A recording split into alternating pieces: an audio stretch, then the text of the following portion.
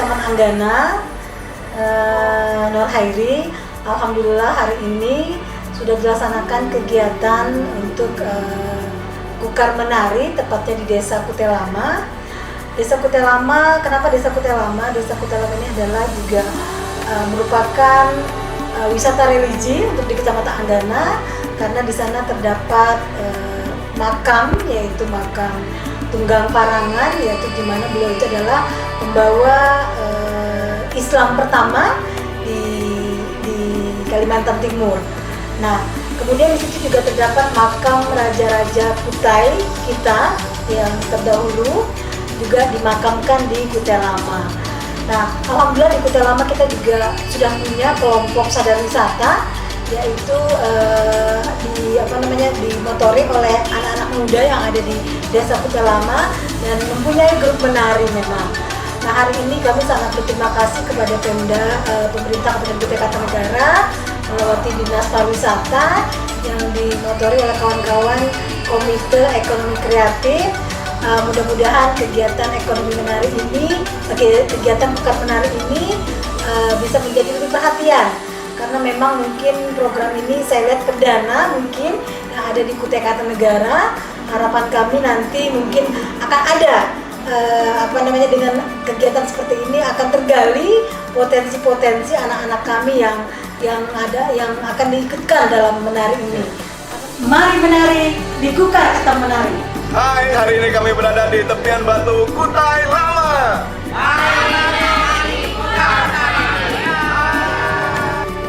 Saya Edi Damansah, Bupati Kutai Kartanegara. Atas nama pemerintah Kabupaten Kutai Kartanegara, mengajak masyarakat Kutai Kartanegara yang ramah untuk bersama-sama dalam Kutai Kartanegara Menari.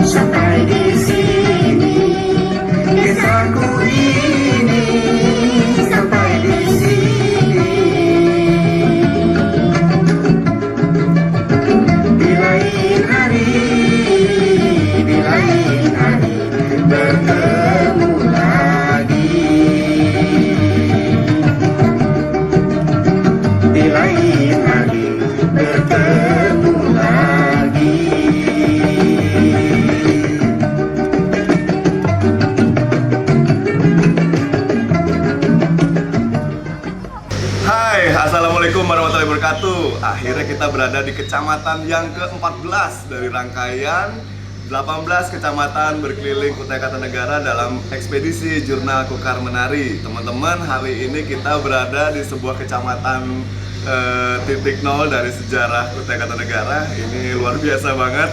Dan teman-teman harus tahu sejarah panjangnya. Dan hari ini kita berada di tempatnya di Kecamatan Anggana, tepatnya di Desa Tepian Batu, Kutai Lama. Dan hari ini saya langsung berada di sebelah saya ada petinggi Munir dari Lembaga Adat Kutai Lama. Assalamualaikum Om. Waalaikumsalam. Nah Om, saya ini jadi bersama teman-teman berkeliling di 18 kecamatan yang ada di Kutai Kartanegara. Tujuannya Om untuk mendigitalisasi karya teman-teman 18 kecamatan agar bisa ditonton orang-orang bukan hanya di Kutai Kartanegara tapi belahan dunia manapun. Ketika mereka mengakses YouTube, mereka akan ketemu rekaman kita hari ini. Nah Om, saya berada di sebuah daerah yang menurut saya nih eksotis, indah Om, dan sejarahnya tinggi banget. Nah Om Munir mungkin bisa jelaskan sejarah dari berdirinya Kecamatan Kutai Lama, kan katanya pokoknya ini titik awalnya Haji Badal Agung Dewa Sakti Negeri Jahitan Layar. Om Munir mungkin bisa jelaskan buat teman-teman yang ada di rumah Om. Jadi asal muasal berdiri kerajaan Kutai yang tertua di Nusantara itu ya di Jahitan Layar, Tepian Batu, Kutai Lama. Sekarang ini hitam kan di Tepian Batunya nih. Iya. Berdirinya kerajaan itu apa namanya, Bahtara Dewa Sakti itu posisinya di Jahitan Layar. Iya. Nah, kalau yang sekarang ada hitam Bekesahan ini di Tepian Batu. Tepian Batu. Itu secara ringkas. Cara ringkasnya. Om, dan informasinya setiap tahun kan tepian ini dipakai untuk mengulur naga. Ya. Jadi Om bisa jelaskan kenapa bisa dipilih Om daerah ini untuk mengulur naga, sejarahnya apa Om? Jadi sejarahnya memang apa, kerajaan Etam yang ada ini dari awal sampai sekarang memang di Tepian Batu ini. Tepian Batu ini untuk penguluran naga itu. Putri Jujung Buyah Om ya? Karangmelenu. Karangmelenu. Putri Karangmelenu. Putri Karangmelenu. Jadi teman-teman buat yang belum tahu tentang sejarah Kutai, teman-teman bisa searching, itu ada setiap tahun namanya Erau, yaitu festival adat tradisi yang mana diadakan Kesultanan Kutai Kartanegara itu seminggu penuh, dan ada tradisi namanya sebelum berlibur adalah mengulur naga. Jadi naganya itu dilarungkan di laut Tepian Batu ini teman-teman. Dan Om, saya nanya sekali lagi, banyak yang belum tahu bahwa Kutai Lama itu menyimpan begitu banyak cerita-cerita yang berkaitan dengan kesultanan Om. Selain Putri Karangmelenu, ada apa lagi Om di sini Om? Nah, sebenarnya kan asal muasalnya segalanya itu kan ada di Kutai Lama ini. Banyak. Jadi kalau kita bercerita tentang situs dan budaya, memang sumbernya dari Kutai Lama. Kutai Lama. Salah satunya kan informasinya sejarah masuknya Islam ke Kutai Kartanegara Om ya. Di situ ada Habib Tunggang Parangan. Bisa Om Munir jelaskan beliau itu Om? Jadi Habib Tunggang Parangan itu mengislamkan Raja Janggut Kawat. Raja Janggut Kawat itu dulu kan diberi gelar Janggut Kawat. Nah, sekarang kan Raja Haji Mahkota Mulia Islam Janggut Kawat. Nah, sesuai itu. Karena yang mengislamkan itu ya si Tunggang Parangan itu tadi. Tunggang Parangan. Jadi si Tunggang Parangan itulah guru ngaji para sultan-sultan Kutai yang ada. Dan Parangan itu nama ikan Om ya? Parangan sebenarnya ini Parangan, diberi gelar Parangan. Si Tunggang Parangan itu kan berani, setajam parang. Setajam parang. Sebenarnya apa agak sedikit lepas kalau berbicara soal hiu parang. Ini ada sangkut pautnya dengan hiu parang. Iya, berarti kami yang anak muda nih salah informasinya menerimanya. Karena si raja tadi ini berapa kali hendak membunuh si Tunggang Parangan sebelum bergelar Tunggang Parangan. Ya kan disebut saja seorang muslim. Seorang guru ngaji. Berapa kali hendak dibunuhnya dapat bunuh itu.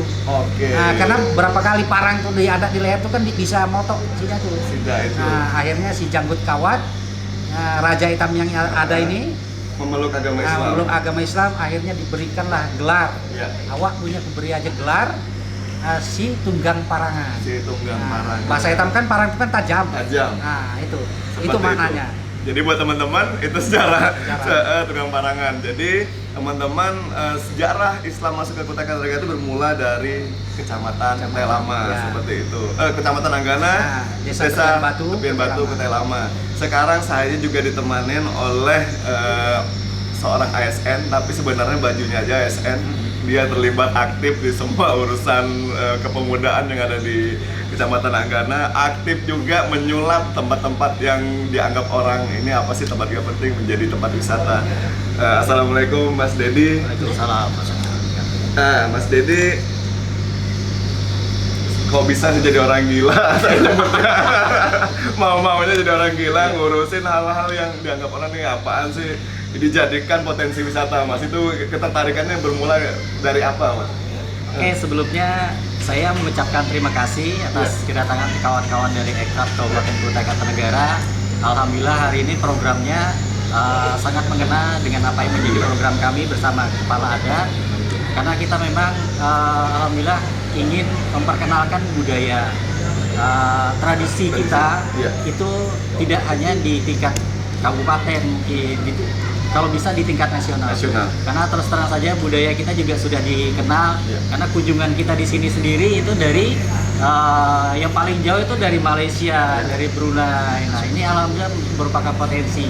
Mungkin awalnya memang disebut gila mungkin ya, karena orang menganggap Kutai Lama, situs, biasa saja.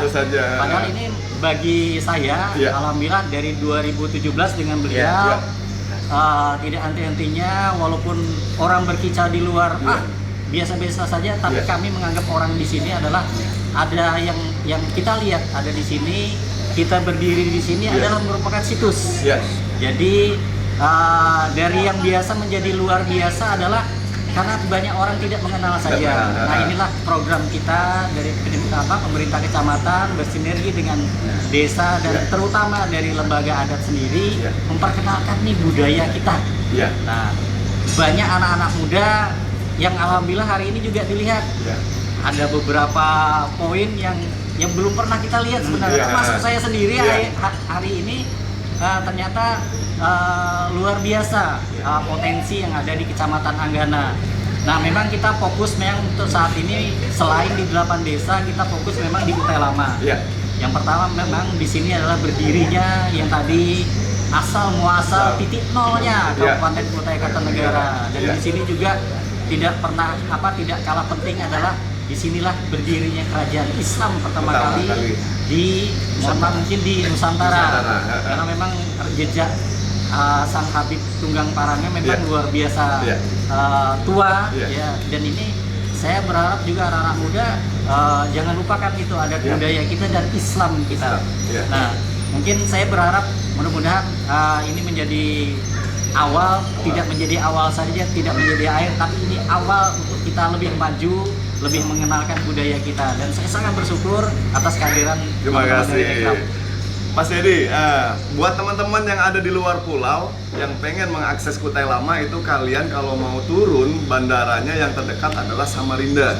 Jadi jangan Balikpapan. Kalau Balikpapan kalian jauh, sekitar 3 jam ya Mas Dedi ya baru sampai sini. Kalau Samarinda tuh nggak terlalu jauh dan homestay banyak, tempat nginap banyak yang berbasis Pok Darwis juga banyak. Tinggal hubungin Mas Dedi. Jadi teman-teman komunitas silakan datang, kalian searching. Dan nggak cukup untuk mengeksplornya jika setengah hari atau 1 hari kalian mesti bermalam, mesti bikin event di sini, mesti bikin kegiatan. Dan yang jelas Instagram, YouTube, Facebook itu digunakan untuk membantu meng-share tempat-tempat wisata yang ada di sini. Mas Dedi bisa dijelasin tempat-tempat wisata yang menurut Mas Dedi potensial untuk dieksplor di teman-teman di luar pulau apa Mas? Oke, kebetulan kalau di Kutai Lama kita ada beberapa titik. Yang pertama yang kita duduk saat ini namanya Tepian Batu. Ini kalau di acara adat nanti ada Eral namanya. Di sini tempat mengulur naga dan berlibur. Nah, berlibur kita mungkin mohon maaf sedikit, mungkin berlibur kita agak berbeda dengan di Tenggarong. Di sini harkat dan martabat wanita dijaga oleh adat. Jadi jangan sembarang siram, jangan sembarang melempar. Karena di sini harkat dan martabat martabat wanita dijaga oleh adat.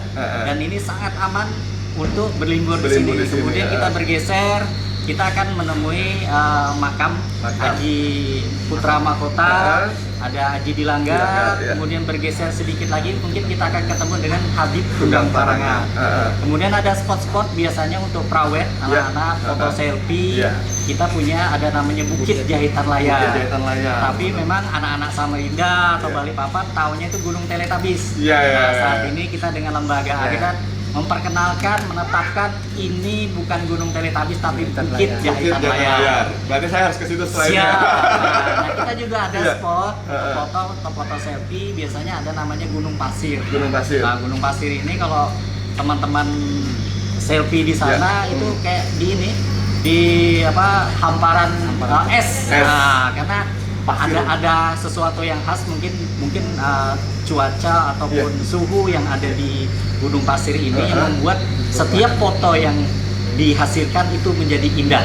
Nah, kemudian kita juga di sini masyarakat juga pengunjung juga bisa icip-icip. Kita ada galeri kuliner. Kita juga ada mau yang pulang bawa oleh-oleh kita sudah siapkan galerinya. Kemudian yang ingin icip-icip buah-buahan juga kita siapkan buah-buahan. Komplit. Oke. Luar biasa Mas Edi, luar biasa. Dan sekarang saya kembali lagi ke Petinggi Munir, yang mana teman-teman hari ini kita ditampilkan sebuah pertunjukan yang menurut saya sampai terharu. Ada tari Jepen yang asli Kutai banget, belum tercampur dengan budaya kontemporer. Terus ada tingkilan yang maaf bapak-bapaknya udah sepuh, itu luar biasa, itu legenda banget. Dan ada yang terakhir itu Tarsul, yang mungkin teman-teman kalau nyari itu agak susah, itu langka banget nyarinya, dan ketemunya di Kutai Lama hari ini. Oke, kita kembali ke Petinggi Munir. Tadi ada tampilan yang sungguh eksotis banget teman-teman, yaitu tari Jepen yang menurut saya tuh orisinil banget, belum terkontaminasi dengan budaya kontemporer. Mohon maaf, kontemporer juga nggak salah, tapi ini asli banget. Dan tadi ada tingkilan yang dimainkan oleh bapak-bapak yang legend banget, sepuh, dan masih konsisten bermainkan musik tingkilan Kutai sampai hari ini. Dan yang terakhir ada Tarsul.